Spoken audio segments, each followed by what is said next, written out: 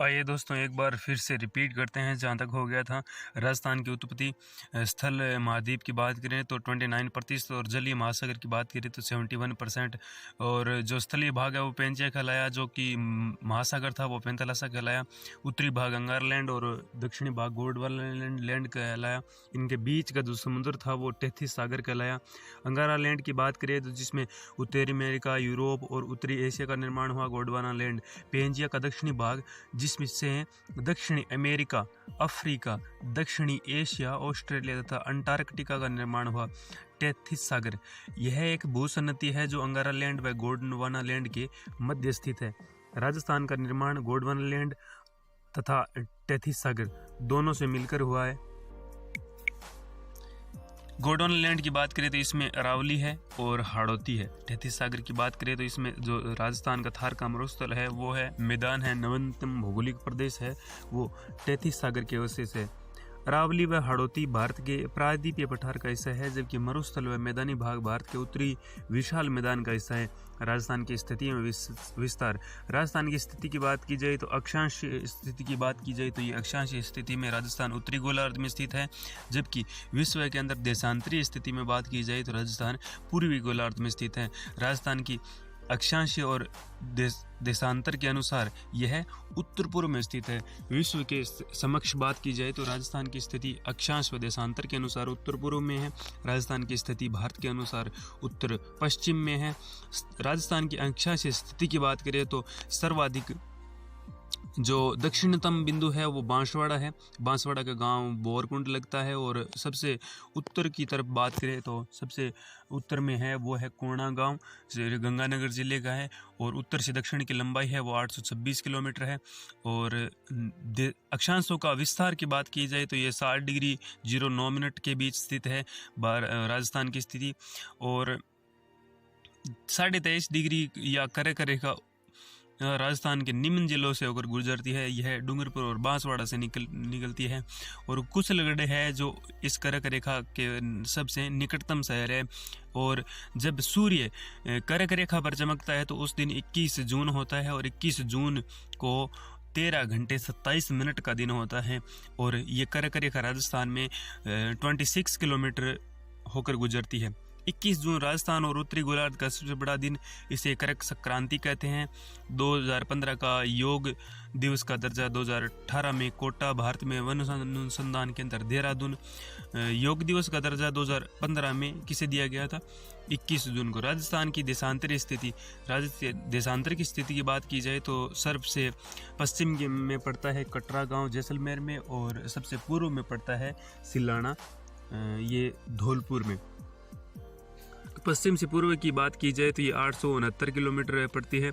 और देशांतरों के विस्तार की बात की जाए तो 8 डिग्री 47 मिनट जो देशांतरीय विस्तार है।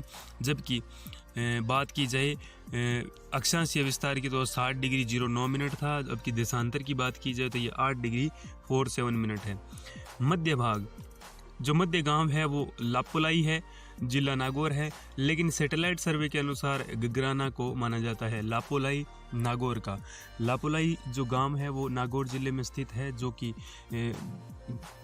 माना जाता है कि यह राजस्थान का सबसे मध्य गांव है, जबकि सैटेलाइट सर्वे के अनुसार राजस्थान का मध्य गांव गागराना है। देशांतर रेखाओं को समय एवं तिथि रेखा कहा जाता है। जो देशांतर रेखाएं हैं उनको समय एवं तिथि रेखा कहा जाता है। 1 डिग्री देशांतर बराबर 4 मिनट, एक डैश देशांतर बराबर 4 सेकंड। राजस्थान के पूर्व में धौलपुर व पश्चिम में जैसलमेर के समय का अंतराल 35 मिनट 8 सेकंड है। राजस्थान का विस्तार 3,42,239 किलोमीटर वर्ग किलोमीटर, और मील की बात की जाए तो 1,32,139 वर्ग मील। देश के कुल क्षेत्रफल का योगदान 10.41% क्षेत्रफल की दृष्टि से राजस्थान का स्थान पहला 1 नवंबर 2000 के अनुसार। राजस्थान के क्षेत्रफल के अनुसार सबसे बड़े जिले जैसलमेर 38,401, जबकि धौलपुर 3,034 वर्ग किलोमीटर। सबसे बड़ा JBBJ यानी जैसलमेर, बीकानेर, बाड़मेर, जोधपुर, उसके बाद है धौलपुर, दौसा, डूंगरपुर, प्रतापगढ़ यानी DDDP, धौलपुर, दौसा, डूंगरपुर, प्रतापगढ़। और जैसलमेर, बीकानेर, बाड़मेर, जोधपुर। जैसलमेर जिला राजस्थान के कुल क्षेत्रफल के 11.22% है। 10% से अधिक क्षेत्रफल वाला एकमात्र जिला वो है जैसलमेर। धौलपुर जिला राजस्थान के कुल क्षेत्रफल का 0.89% है। 1% से कम क्षेत्रफल वाला जिला वो है धौलपुर। राजस्थान का सबसे बड़ा जिला जैसलमेर, सबसे छोटा जिला वो है धौलपुर, जो कि धौलपुर से जैसलमेर है वो 12.66 गुना बड़ा है, मतलब 12.66 गुना बड़ा है किससे, धौलपुर से जैसलमेर। राजस्थान विश्व के कुल क्षेत्रफल का 0.25% है। भारत है वो पूरे विश्व का 2.42% है।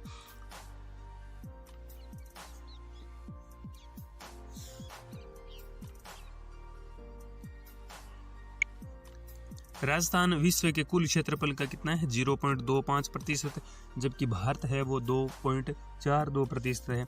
प्रमुख देश जिनकी बराबरी राजस्थान जर्मनी के बराबर है, जापान के बराबर है, और ब्रिटेन का 2 गुना है, श्रीलंका का 5 गुना है, इजराइल का 17 गुना है। राजस्थान की आकृति यानी रोम्बस ये T.H. हैंडले ने दी थी। किसने दी थी?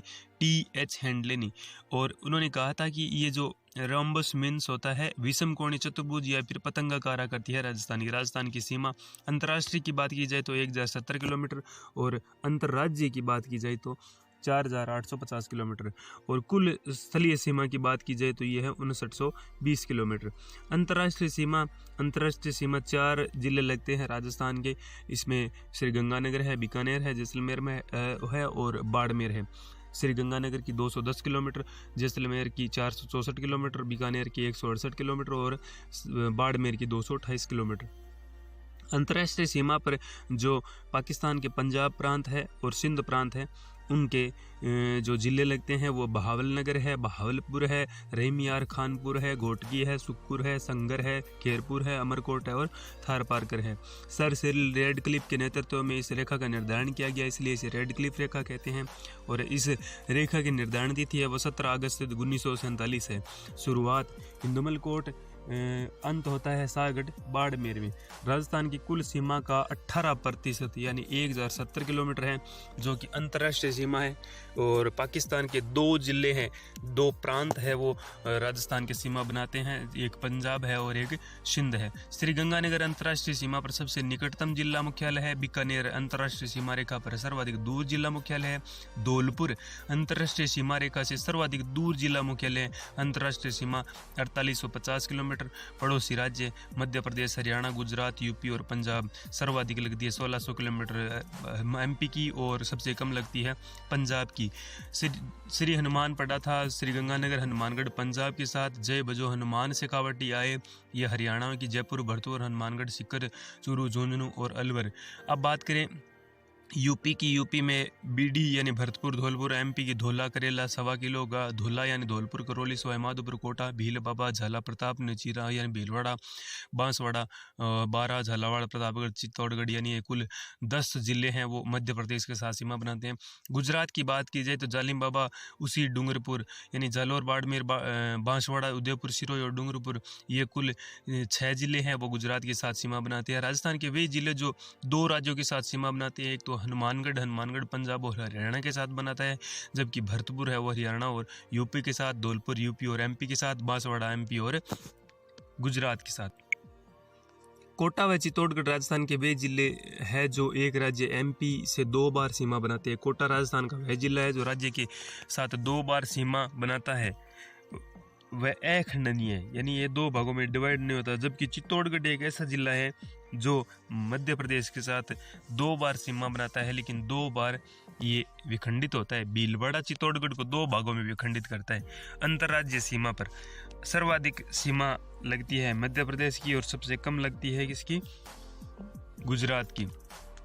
गुजरात के अंदर सबसे कम बाड़मेर, सर्वाधिक सीमा लगती है झालावाड़ की। 25 जिले राजस्थान के सीमावर्ती जिले हैं। 25 जिले हैं वो सीमा पर स्थित है, इसलिए इन्हें सीमावर्ती जिले कहते हैं। इसमें से 23 जिले हैं वो अंतर्राज्यीय सीमावर्ती है, जबकि 4 जिले हैं वो अंतर्राष्ट्रीय सीमावर्ती है।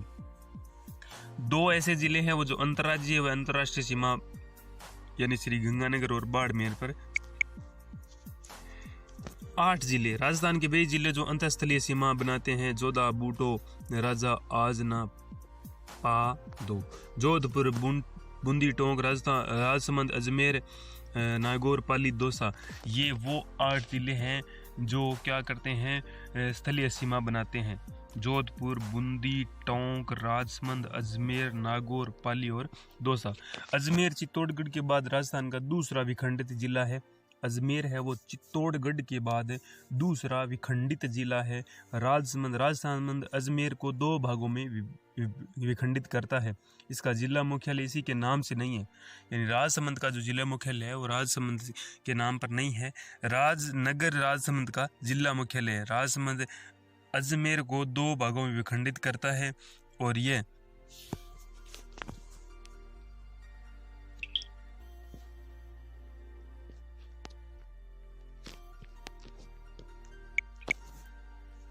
राजसमंद अजमेर को 2 भागों में विखंडित करता है। इसका जिला मुख्यालय इसके नाम से नहीं है। राजनगर राजसमंद का जिला मुख्यालय है। पाली राजस्थान के सर्वाधिक जिलों के साथ सीमा बनाती है, यानी 8 जिलों के साथ।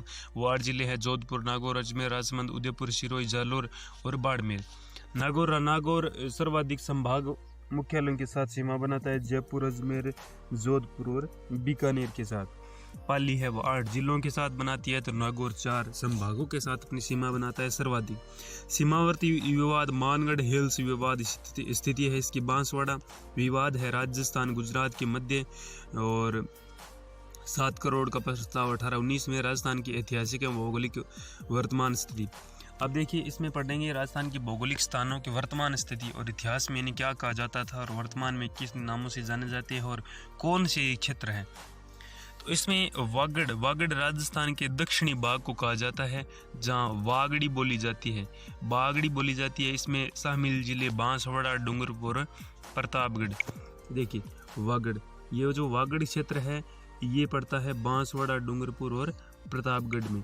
जैसे हम राजस्थान की बात की जाए तो कुछ इस प्रकार से हम राजस्थान के नक्शे को बनाते हैं। तो देखिए इस प्रकार बनाया, तो यहाँ पर जो ये वाला क्षेत्र है ये कहलाता है क्या, वागड़। क्या कहलाता है, वागड़ अर्थात देखो यहाँ पर बागड़ी बोली जाती है और इसमें 3 जिले स्थित है। एक तो है बांसवाड़ा, एक है डूंगरपुर और एक है प्रतापगढ़। नवीनतम जिला है प्रतापगढ़। चलिए वागड़ बात हो गई कंप्लीट। अब पढ़ते हैं बांगड़ क्या है। अरावली का पश्चिमी भाग जहाँ पुरानी जलोढ़ मिट्टी स्थित है, जिसका विस्तार पाली, नागौर, सीकर, झुंझुनू में है। अभी हमने पढ़ा क्या, बागड़ पढ़ा। अब पढ़ते हैं वांगड़। देखो ये अरावली का पश्चिमी भाग है जहाँ पुरानी जलोढ़ मिट्टी स्थित है, जिसका विस्तार कहाँ है, पाली में है, नागौर में है, सीकर में है और झुंझुनू में है। अब देखिए कुछ बात करते हैं वागड़ की और बांगड़ के अंदर अंतर क्या है। वागड़ है वो तो एक स्थलीय क्षेत्र है, दक्षिणी भाग है जो राजस्थान का। इसमें 3 जिले सम्मिलित है, डूंगरपुर है, बांसवाड़ा और प्रतापगढ़ है। जबकि बांगड़ की बात करें तो इसमें 4 जिले सम्मिलित है, पाली है, नागौर है, सीकर है और झुंझुनू है। पाली है, नागौर है, सीकर है और झुंझुनू है। थली, अब ये जो थली क्षेत्र है ये किसे कहते हैं, मरुस्थल के ऊंचे उठे हुए भाग को थली कहा जाता है। मरुस्थल के ऊंचे उठे हुए भाग को थली कहा जाता है। इसमें जो जिले शामिल है वो है बीकानेर एवं चूरू। जहाँ कोई नदी नहीं है ये थली क्षेत्र, यहाँ पर धोरे है वो ऊपर की तरफ उठे हुए हैं और ऊपर उठे हुए बड़े टिल्ले होते हैं, उन्हीं को थल्ली कहा जाता है। थल्ली यानी तल्ली या फिर इनको कहा जाता है प्याला। क्या कहा जाता है इनको, प्याला। ये देखिए यहाँ पर लिखा हुआ है, इनको कहा जाता है थल्ली कहा जाता है, तल्ली कहा जाता है या फिर प्याला। एकमात्र राजस्थान के 2 जिले हैं जहाँ पर कोई नदी नहीं बहती, याद रखना। एकमात्र राजस्थान के एकमात्र ऐसे जिले हैं जहाँ पर कोई नदी नहीं निकलती। तल्ली, अब ये तल्ली क्या है, पश्चिमी राजस्थान के बालुका स्तूपों के मध्य भूमि को तल्ली या प्याला कहलाया जाता है। अब देखना ऊपर उठा हुआ क्षेत्र है ये तो कहलाता है थली, और इनके ये जो बीच का क्षेत्र है ये कहलाता है क्या, तल्ली। क्या कहलाता है, तल्ली। यानी थली और तल्ली का संबंध एक ही बात से है, लेकिन थोड़ा सा ध्यान रखना यहाँ पर थली और तल्ली के जो बीच का अंतराल है वो थली तो ऊपर उठा हुआ क्षेत्र है, जबकि तल्ली व प्याला है वो बीच का जो दसा हुआ क्षेत्र है उसे कहते हैं थली या फिर तल्ली। राठी, 25 सेंटीमीटर से कम वर्षा क्षेत्र को राठी कहा जाता है। इसमें शामिल जिले बीकानेर, जैसलमेर व बाड़मेर है। इस क्षेत्र में पाई जाने वाली गाय की नस्ल को भी राठी कहा जाता है। बीकानेर, जैसलमेर व बाड़मेर के क्षेत्र में ऐसे क्षेत्र जहाँ पर 25 सेंटीमीटर से कम वर्षा होती है उन्हें राठी कहा जाता है। देखिए, तल्लीपड़ा, थल्लीपड़ा, बांगड़पड़ा, वागड़पड़ा, वागड़ बांसवाड़ा, डूंगरपुर और प्रतापगढ़, जबकि बांगड़पड़ा यह पाली, नागौर, सिक्कर, झुंझुनू, पाली, नागौर, सिक्कर, झुंझुनू। थली है वो बीकानेर व चूरू में है, और राठी है वो बीकानेर, जैसलमेर और बाड़मेर में है।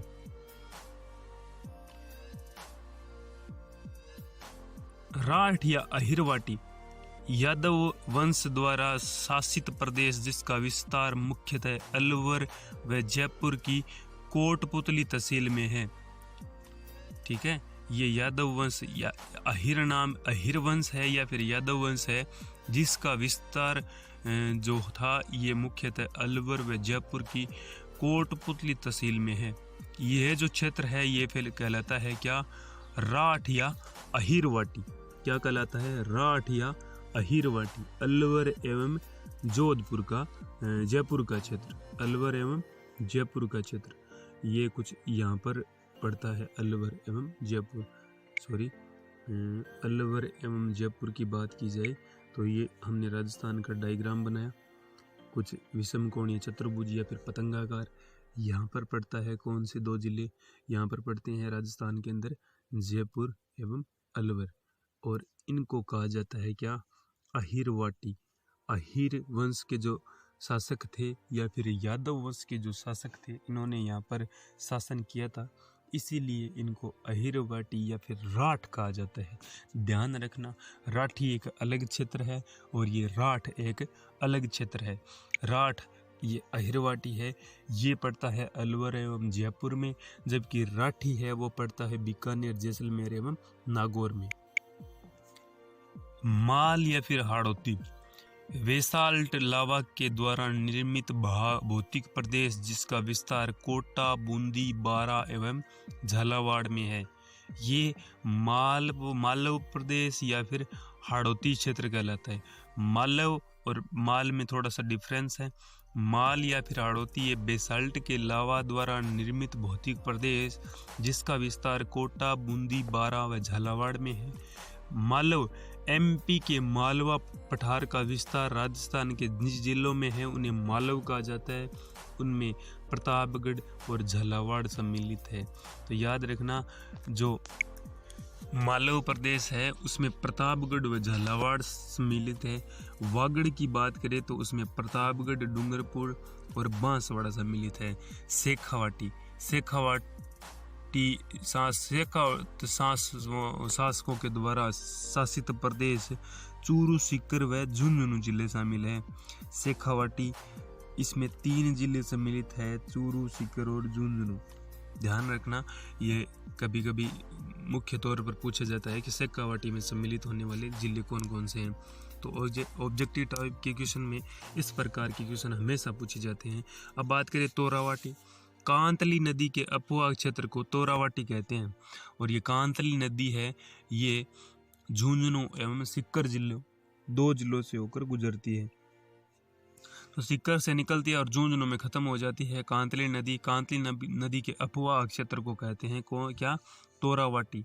क्या कहते हैं? तोरावाटी। और जो गणेश्वर सभ्यता है वो इसी कांतली नदी के किनारे स्थित है, जो कि झुंझुनू में स्थित है। मरु अरावली के पश्चिम का शुष्क प्रदेश या मरुस्थलीय प्रदेश जिसमें मुख्यतः जोधपुर संभाग शामिल है। मरु प्रदेश में जोधपुर संभाग शामिल है। अब मेरू की बात करें, मेरू अरावली को कहा जाता है जो राजस्थान का प्राचीनतम भौतिक प्रदेश। हम बात कर रहे थे जोधपुर संभाग की। तो जोधपुर संभाग की बात की जाए तो इसमें कुल 6 जिले सम्मिलित है। जोधपुर में जोधपुर है, जैसलमेर है, बाड़मेर है, पाली है, सिरोही है और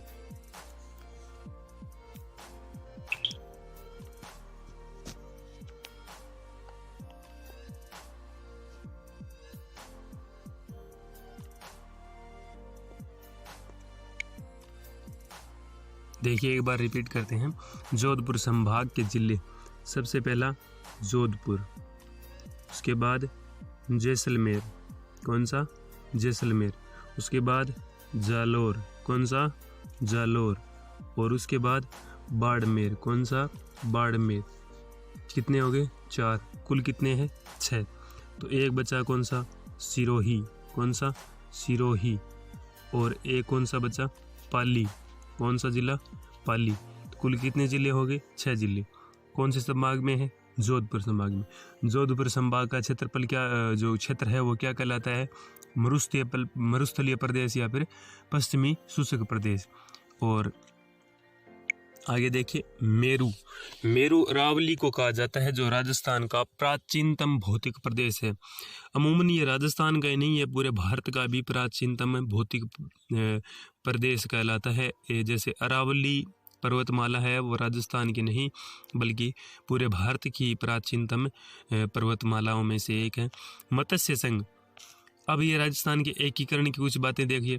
मत्स्य संघ, राजस्थान के एकीकरण के प्रथम चरण को मत्स्य कहा गया जाता है, जिसका गठन 18 मार्च 1948 को हुआ। कब हुआ, 18 मार्च 1948 को। राजस्थान का प्रथम चरण क्या कहलाता है, मत्स्य संघ। क्या कहलाता है, मत्स्य संघ। क्या कहलाता है, मत्स्य संघ। ठीक है, राजस्थान का प्रथम चरण है वो कहलाता है मत्स्य संघ। क्या कहलाता है, मत्स्य संघ। अब इसके स्थापना की बात की जाए तो कब हुआ था, 18 मार्च। कब हुआ था, 18 मार्च 1948। कब हुआ था, 18 मार्च 1948।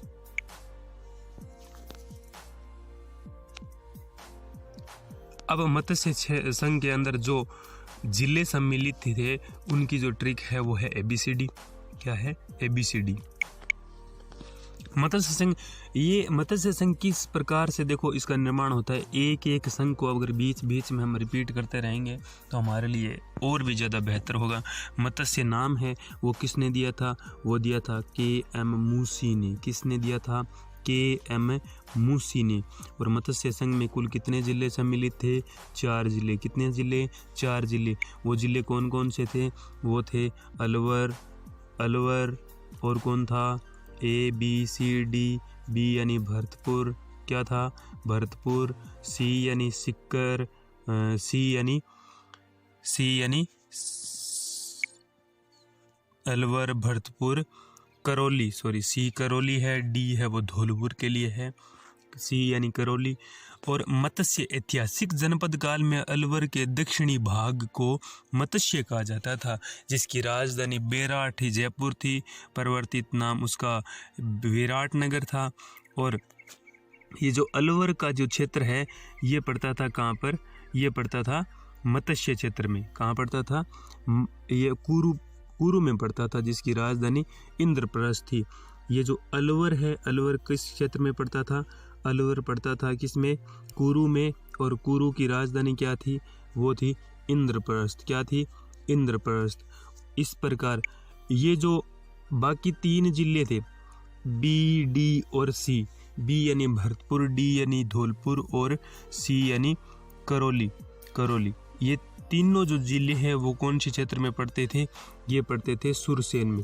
और सुरसेन की राजधानी क्या थी, मथुरा।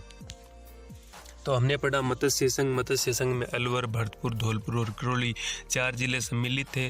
और मत्स्य संघ की स्थापना 18 मार्च 1948 में हुई थी। और मत्स्य संघ नाम है वो KM मूसी ने दिया था। और मेवात अलवर भरतपुर जिले को कहा जाता है क्योंकि इस क्षेत्र में मेव जाति का आधिपत्य रहा है। मेवल डूंगरपुर व बांसवाड़ा के मध्य के पहाड़ी क्षेत्र को मेवल कहा जाता है। ये मुख्यतः भील जनजाति का क्षेत्र है।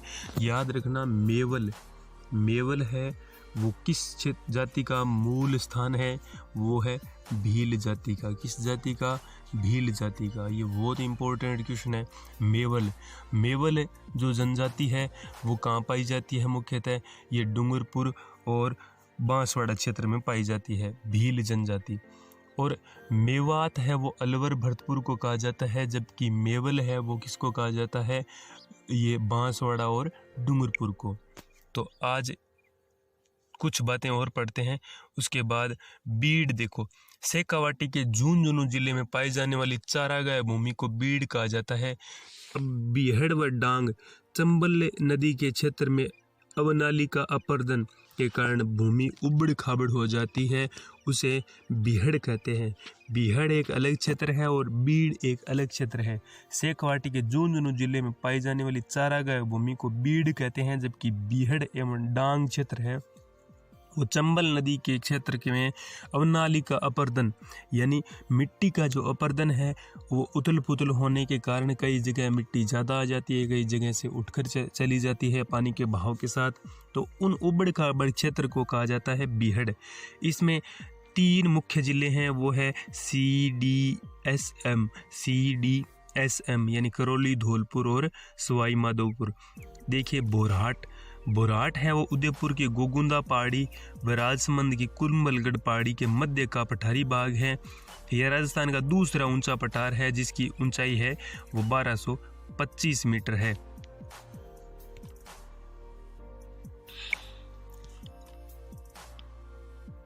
बोराट के बारे में पढ़ी, क्या पढ़ा बोराट के बारे में? बोराट है वो उदयपुर की गोगुंदा पहाड़ी व राजसमंद की कुंभलगढ़ पहाड़ी के मध्य पठारी भाग है।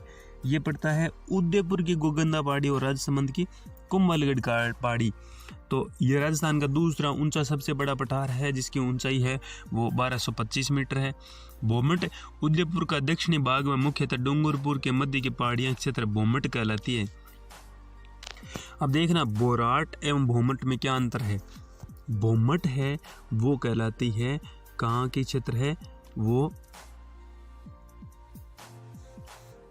वो है वो डूंगरपुर के मध्य की पहाड़ी, मुख्यतः डूंगरपुर के मध्य की पहाड़ी कहलाती है भोमट। क्या कहलाती है?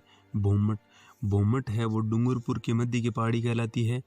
जबकि क्या ये जो यहाँ पर मुख्यतः कौन सी जनजाति रहती है, वो भील जनजाति रहती है, ठीक है। और बोराट है वो गोगुंदा उदयपुर की मध्य और राजसमंद के कुंभलगढ़ की पहाड़ी के बीच का क्षेत्र है वो बोराट कहलाता है। और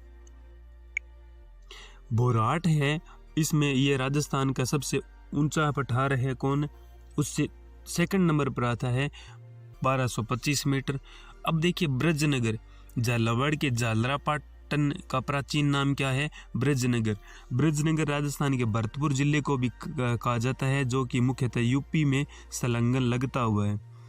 तो इन दोनों में अंतर क्या है? एक तो है ब्रिजनगर, क्या है? ब्रिजनगर, और एक है ब्रजनगर। ध्यान रखना थोड़ा, ये जो ब्रजनगर है ये झालावाड़ के झालरा पाटन का प्राचीन नाम है। किसका? झालावाड़ के झालरा पाटन का प्राचीन नाम है क्या? ब्रजनगर। जबकि ब्रिजनगर की बात की जाए तो ये राजस्थान के भरतपुर जिले को कहा जाता है, जो मुख्यतः यूपी से संलग्न है। किससे संलग्न है? यूपी से। अब देखिए कुछ जो क्षेत्र थे राजस्थान के, संपूर्ण क्षेत्र थे, उनके प्राचीन नाम क्या थे? जैसे मेवाड़, मारवाड़, मेरवाड़ा, इस प्रकार से हम नेक्स्ट वीडियो में पढ़ेंगे। तो आज तक के लिए इतना ही। धन्यवाद। अगर अच्छा लगे तो एक लाइक कर देना, अगर नहीं अच्छा लगे तो thank you very much video देखने के लिए। आपका दिल से आभार व्यक्त करते हैं। और ये जो हमारा चैनल है इसका एकमात्र उद्देश्य है वो है जन सेवा का तात्पर्य ये है कि इस चैनल के माध्यम से मैं जितना कुछ बेहतर दे पाऊंगा आपको, या फिर इस चैनल से जो भी मुझे प्राप्त होगा वो मैं किसी न किसी संस्था को डोनेट करूंगा। यही मेरा उद्देश्य है। बाकी मुझे पैसे कमाना या फिर अपने किसी भी मेरा निजी स्वार्थ के लिए मैंने ये कार्य शुरू नहीं किया है। तो हो सके तो इस चैनल को शेयर करना, लाइक करना और सब्सक्राइब करना। Thank you very much.